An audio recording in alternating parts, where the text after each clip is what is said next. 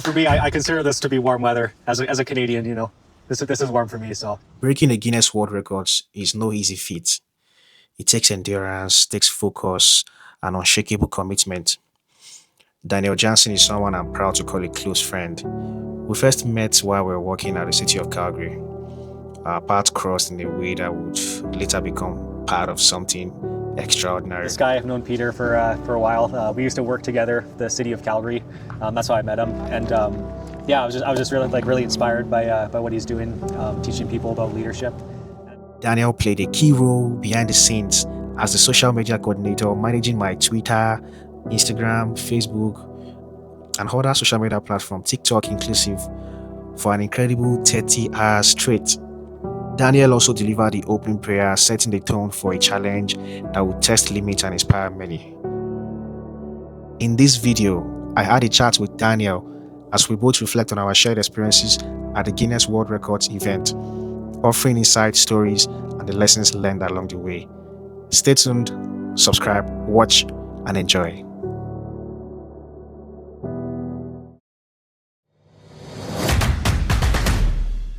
Welcome to the YouTube podcast of Peter Trailblazer, the Trailblazer production. And today we're going to be talking about the impact from the Guinness World Record leadership lesson which we had in the city of Calgary. We're having live with me Daniel Janson. Daniel is a journalist and photographer here in Canada. And guess what? He was part of the volunteers for the Guinness World Record. He was the social media manager for the event and is right here with me to discuss briefly right here in Calgary the impact and lessons from the just concluded Guinness World Record longest leadership lesson. Daniel, how are you doing today? I'm doing good. It's really warm day today. At least for me. For me, it's warm. Not for him. He thinks it's cold, but Take a look at Calgary's weather right now. Look at this snow on the floor. for me, I consider this to be warm weather. As a Canadian, this is warm for me. So, but I'm doing well. Good to be back in my home city of Calgary. So you said this is warm for you. This is very cold for me. I checked the weather this morning. It's about minus 13 thereabouts. Well, the place that I'm living at in Barrhead, that's a little small town. It was minus 21 on Friday when I left. So it's warmer than there. Well, it depends on what you see. I'm seeing a very cold weather. Daniel is seeing a very warm weather. It reminds me of that video I was talking about. I was showing people a bottle of water, and someone said the water is half full. Someone said is almost full. Yeah. So depending on how you say it, right, either it's half full or is half empty, right? So yeah, and going back to the impact of the Guinness World Record longest leadership lesson. Yeah. I was going to ask you, Daniel. You were there for how long? Were you there? For most of the time of the event. I took only like a few hours break, but yeah, I was awake for most of the runtime of the whole event. Daniel was there for 28 hours. Yeah.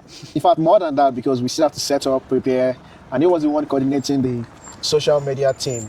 Now, I was going to ask you, Daniel, what motivated you to attend the Guinness World Record longest leadership lesson? What inspired you to attend and be part of this movement? Yeah, well, I've known this guy. I've known Peter for a while. We used to work together, at the city of Calgary. That's how I met him, and I was just really inspired by what he's doing, teaching people about leadership. And I think it's really important for people to learn about different kinds of leadership. And I was speaking for myself, I was a leader in my church in leading my youth group, leader in my job, teaching other people about giving them advice on writing articles for journalism and taking photos. So yeah, leadership's important in so many aspects of life. So I thought it was really important for people to learn about, and a good event to teach people about it. Sounds really good.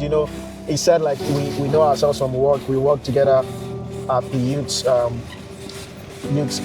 in the city of Calgary. Yeah. And one thing I realized as a youth leader, right, what I admired about Dan, I think you're bearing the tag name. Is it Polar Bear? Yeah, Polar Bear. That's my name. Yeah, what I admired about Dan was his leadership skills. I saw great leadership quality in him, the way he was able to coordinate the young people, with different activities. And I was like, who is this guy? And then there was this lady that was also there, one lady from China. The lady that I was working with, I she think was I know from who you're China. Both of you displayed great, exceptional leadership skills. And I was just wondering, like, who are these guys? Like, who is this guy? The way you led, the way you coordinated the team, I was like, this is great leadership. I saw a young man doing great things in leadership, and that drew me close to Daniel, and we started talking.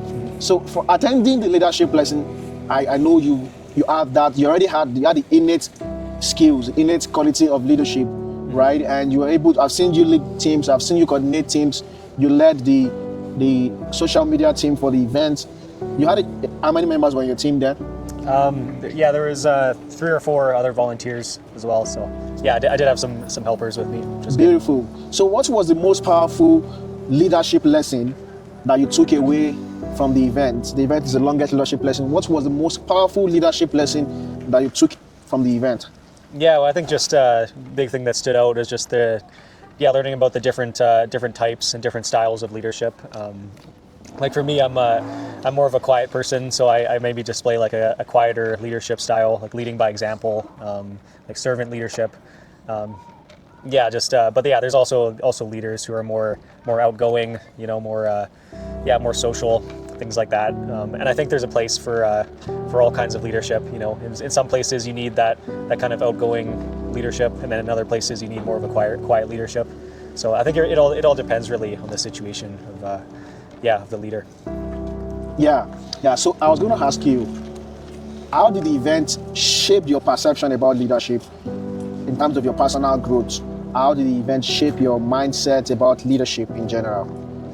It's a good question. I think, I guess like I used to maybe not think of myself as much of a leader, but I thought I was more of a follower for a long time.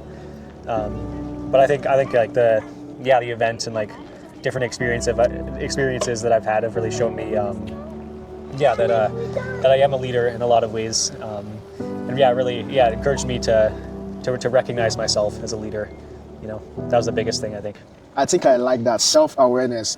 A lot of people who attended this leadership event were able to understand their identity, and the event brought a shift in mindset, perception, shaping reality, and self-awareness, knowing who you are. And then when you know who you are, you'll be able to live out your goals, your aspirations, and your ambitions, basically.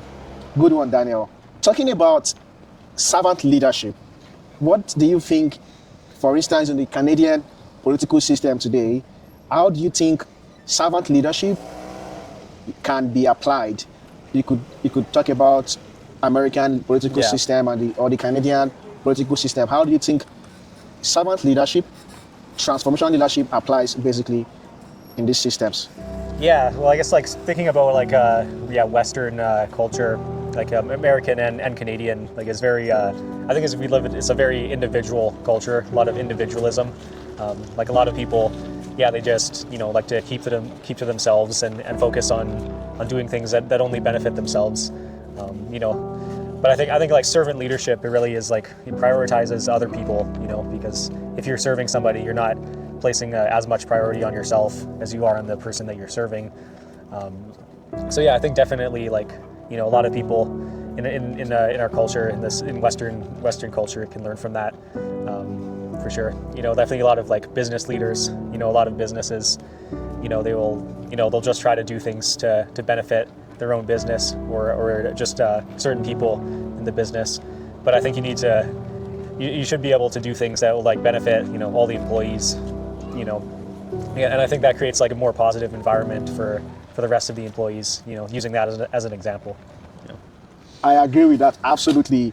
Leaders need to create positive working environments that would inspire and empower everyone. I think in Canada we call that inclusive leadership, where you can enable collaborations and everything is really, really good. Thank you so much, Daniel. You were part of the Guinness World Record. Yeah. That's a big thing. And you were the coordinator of the social media. Wow. Achieving a Guinness World Record is not an easy feat. No. It took resilience, from me as the, record person attempting the event, and from people like you, the team, the crew, who also put in their time, their resources, their energy. You put in a lot. You were supposed to be at work, right? But you called off. You were on leave, right? You had to You drove down almost 3 or 4 hours from Westlock, down to Calgary for this event. That took you a lot of sacrifice for us to be able to achieve the Guinness World Record. That's a very big feat. Yeah. My goodness. How did this experience, how has it shaped your confidence being part of a world record? How has it shaped your confidence in your field, in your personal life, in your career? How has it shaped you, your confidence and what you do and your goals for the future, your long-term goals? Yes. Yeah, well, I think definitely like one of the big things is, working like as a journalist. A lot of it's a very deadline-driven environment. Like you have to, make deadlines a lot of the time. So sometimes there's there's stress that comes with that. Even when it's difficult to put as much effort as you can into what you do. So I think that's been the biggest thing. Is I've always tried since then putting all my effort into the articles I write, like the photos that I shoot. Because if I don't do that, it's definitely people will notice. So I think it's a really, really important thing. For sure. Putting effort into what you're doing, being resilient, being consistent, being effective and efficient. I remember one of the lectures I gave, I was talking about management and leadership, and I was talking about, one is talking about being efficient, the other is talking about efficiency, right? So we need to understand how efficiency and being efficient can work together to help us achieve our goals. Now, finally, before I let you go, for someone attempting a Guinness World Record in any field, in any sphere of influence, in any sector, what advice would you have for them? And do you ever see yourself attempting a Guinness World Record? Oh. I know in Canada there's been lots of records that people are trying to break, right? So what advice would you have for someone who is attempting to break a Guinness World Record? That's a good question. I think, definitely, breaking any Guinness World Record, is a challenge. But I think my advice would be to just try your best to overcome that challenge. It's not like not all of them are always achievable, but if you just put 100% into everything, try your best, then I think you can look back and not have any regrets. So I would say setting smart goals, specific goals, measurable, attainable, realistic, tenable, tenacious goals, smart goals, inclusive, and all that way would help you. It's really been a nice time here with Daniel. What is one leadership lesson that you can never forget in your life? What is one leadership lesson you can never forget in your life? I think it's just that. I think the best leaders are just they're not always the ones that you notice the most. Like the leaders don't always stand out. But I think I just think that sometimes the best leaders are just the ones that you don't always see the work that they do. Wow. The best leaders aren't always the ones that you see the works that they do. They could just be in a secret place behind the scene, doing their work diligently, but you may not see them. That's a very good one. So that's a reminder for you in your sphere of influence, in your sector, religion, politics, management, economics, any sphere you are, always ensure that you're doing what is right. Because what you do in a secret place will bring you out to the open and might just be what's going to make you become the best leader out there, taking you into the limelight. I'll present to you the book Born to Lead, Called to Serve. There you go. Awesome. Hold on. Show us the book. Born to Lead, Called to Serve, guys. So guys, go get your own book on Amazon. Born to Lead, Called to Serve. All right, guys, it's been a nice time here with Daniel Janson and Peter Trailblazer. Thank you guys for joining us. Please don't forget to like, comment, share, and subscribe to this channel. Thank you so much. See you again. Have a nice day. Bye.